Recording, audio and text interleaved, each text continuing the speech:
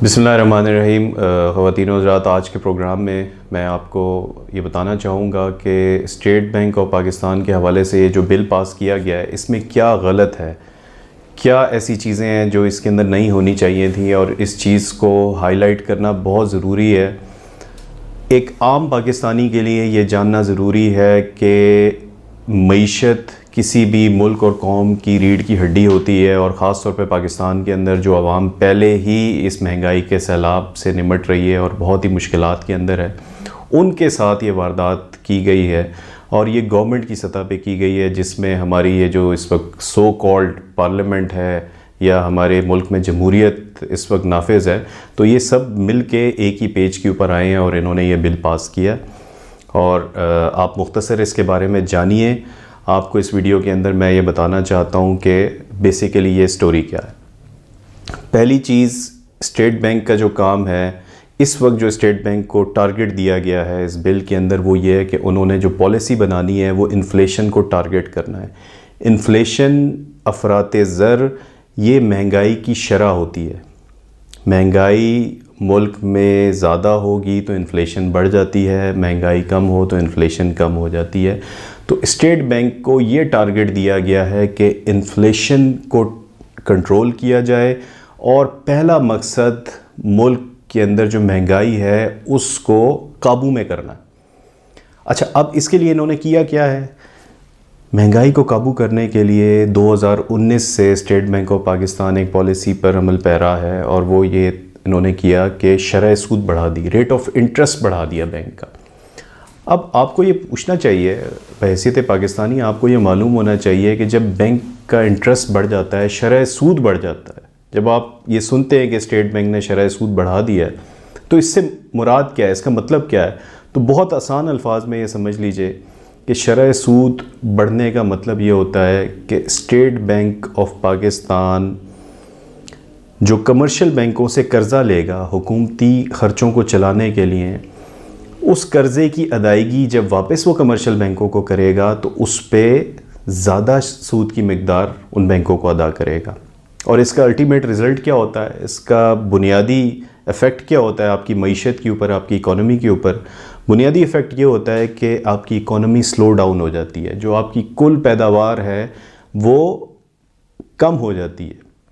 जब शरह सूद बैंक की बढ़ाई जाती है तो ज़ाहिर है ख़र्चे बढ़ जाते हैं, कारोबार करने के एक्सपेंसेस बढ़ जाते हैं, उन एक्सपेंसेस के बढ़ने की वजह से आपकी इकॉनमी श्रिंक हो जाती है।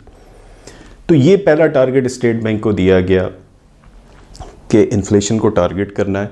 और दुनिया के अंदर मैं आपको बताता हूँ कि बहुत सारे ममालिक ऐसे हैं जिन्होंने इस फार्मूले के ऊपर अमल किया, लेकिन आज तक उनमें से किसी मुल्क की भी मईशत काबू में नहीं आ सकी।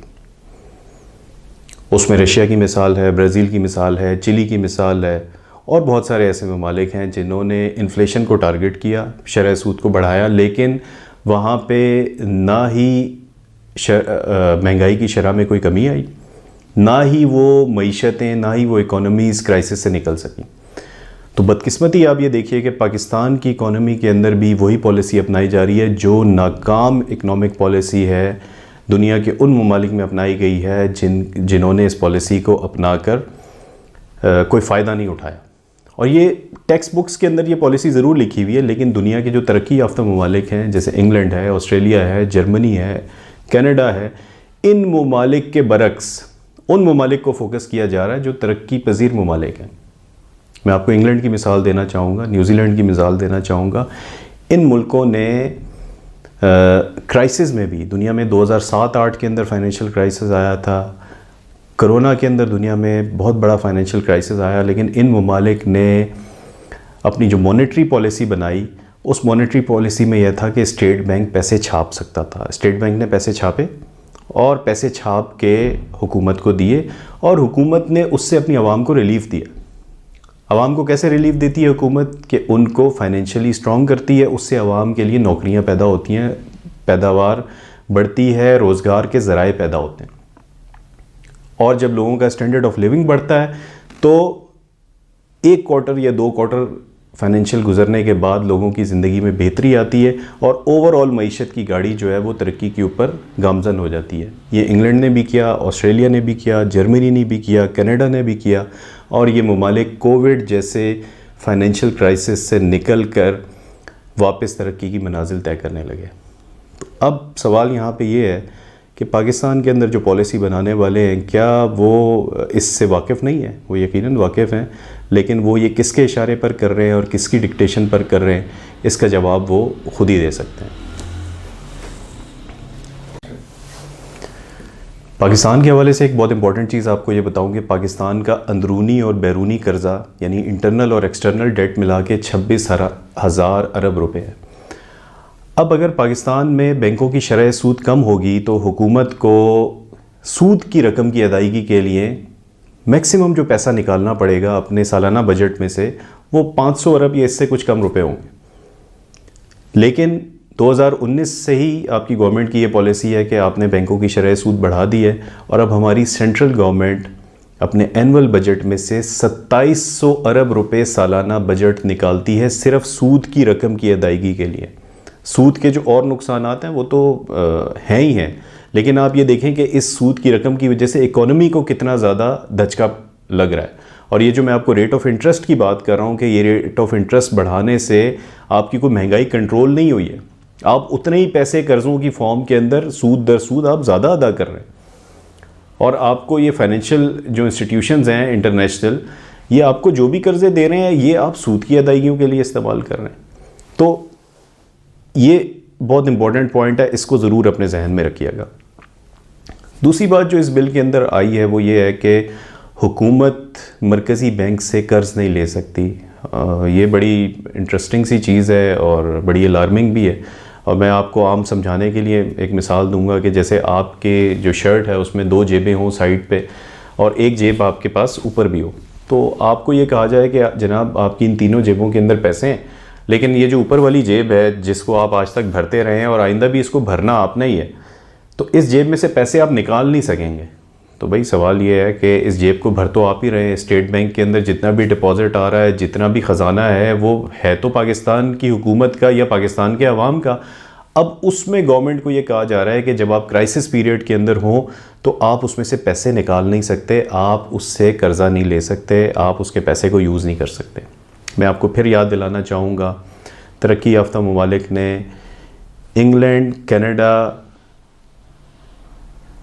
ऑस्ट्रेलिया, जर्मनी और बहुत सारे ममालिक, उन्होंने क्राइसिस पीरियड में सेंट्रल गवर्नमेंट और स्टेट बैंक ने मिल के काम किया है, एक दूसरे की अंडरस्टैंडिंग के साथ काम किया है। स्टेट बैंक ने नए पैसे भी छापे हैं, अपनी हुकूमतों को कर्ज़े भी दिए हैं फाइनेंशियल क्राइसिस के अंदर, तभी वो हुकूमतें जाके इस मसले के अंदर से बाहर निकली।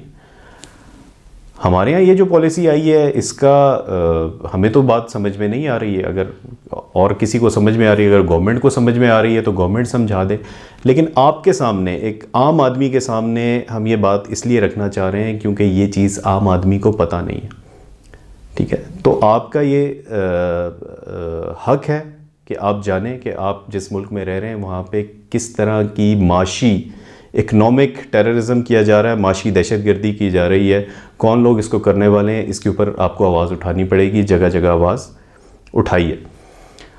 और जो तीसरी इसके अंदर एक शिक है, स्टेट बैंक के हवाले से जो पॉलिसी अभी नाफिज की गई है, ये बिल पास करवाया गया, उसमें स्टेट बैंक को एटोनॉमी दे दी गई है। एटोनॉमी यानी उसको खुद मुख्तारी दे दी गई है कि स्टेट बैंक पाकिस्तान के अंदर किसी भी अकाउंटेबिलिटी का रिस्पॉन्सिबल नहीं है, यानी उनका कोई मुहासबा नहीं हो सकता। वो जो मर्ज़ी पॉलिसी बनाए, उसकी वजह से कोई खुदा न खास्ता मुल्क डिफ़ॉल्ट कर जाए, कोई और मुल्क जो है वो किसी फाइनेंशियल क्राइसिस में चला जाए, लेकिन आप स्टेट बैंक के किसी भी रिस्पॉन्सिबल पर्सन को या बहैसियत इदारा आप उनको अकाउंटेबल नहीं कर सकते। मैं आपको एक बहुत इंपॉर्टेंट चीज़ याद कराना चाहूँगा। 1757 में ईस्ट इंडिया कंपनी बरे सगीर में पहली दफ़ा आई थी बंगाल के रास्ते से, और उन्होंने आके वहाँ पे कब्ज़ा कर लिया था। लेकिन याद रखिएगा, उन्होंने नाम वहाँ का तब्दील नहीं किया था, उसका नाम बंगाल ही रहा था, लेकिन अमलन हुकूमत जो थी वो ईस्ट इंडिया कंपनी की थी। तो आज जिस पाकिस्तान में मैं और आप ज़िंदा हैं, यहाँ हुकूमत और अपोजिशन पार्टीज़ की मुश्तरका काविशों के ज़रिए से, मुश्तरका कोशिशों के ज़रिए से आज इस पाकिस्तान को भी अमलन बेच दिया गया है। जी, ये मैं आपको बता रहा हूँ और आप इस हकीकत को सुन लीजिए और इसको तस्लीम भी आप कर लीजिए, वरना आने वाले 6 महीने में तो अब आवाम को इस चीज़ को भुगतना ही।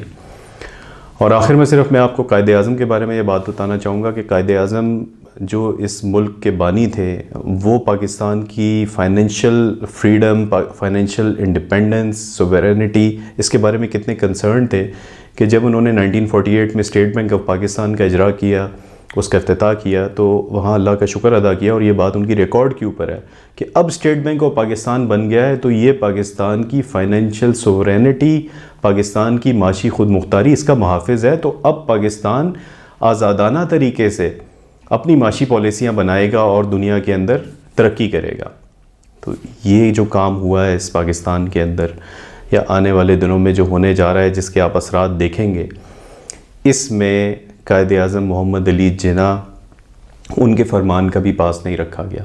खैर, उनके फरमान का क्या पास रखते हैं, आपने तो कायदे आज़म के साथ साथ अल्लामा इकबाल, उनके साथ क्या सलूक। तो मैं इसको ख़ुलासा आपके सामने फिर बता दूं, स्टेट बैंक ऑफ पाकिस्तान को ये जो ख़ुद मुख्तारी दी जा रही है, इसमें स्टेट बैंक को ये टारगेट दिया गया है कि उन्होंने इन्फ्लेशन को कंट्रोल करना है, और इन्फ्लेशन को कंट्रोल करने के लिए स्टेट बैंक ऑफ पाकिस्तान शरह सूद को बढ़ाता चला जा रहा है। इस वक्त भी पाकिस्तान में शरह सूद दुनिया की बुलंद तरीन जिन ममालिक में शरह सूद है, पाकिस्तान में ऑलरेडी वो मौजूद है, जिसकी वजह से आपकी जो इकॉनमी है, आपकी कुल पैदावार है या आपका GDP है, वो सुकड़ा हुआ है। आपकी इकॉनमी के अंदर वो एक्टिविटी नहीं है।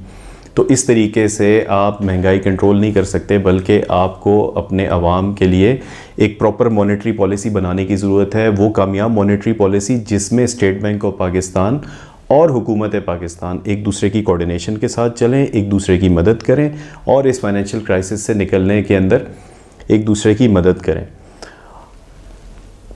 इस वक्त पाकिस्तान से मोहब्बत करने वाले जितने भी सीनियर इकोनॉमिस्ट्स हैं, उनका कहना यह है कि स्टेट बैंक को ये आज़ादी जो मिल गई है, तो IMF या वर्ल्ड के जो अदर फाइनेंशियल इंस्टीट्यूशंस हैं, अब उनका जो आपसे अगला तकाज़ा होगा वो आपके एटमी असासों के बारे में जांच पड़ताल करेंगे।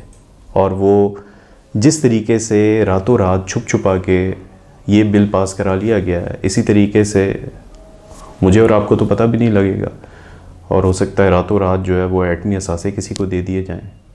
तो मैं आपको फिर जागने की रिक्वेस्ट कर रहा हूँ कि ख़ुद भी जागिए, दूसरों को भी जगाइए। ये आपके मुल्क में जो आपके साथ हो रहा है, ये आपका मुल्क है। ये मुल्क बचेगा तो आपके कारोबार भी हैं, आपके सारी ज़िंदगी के मामूलात भी हैं।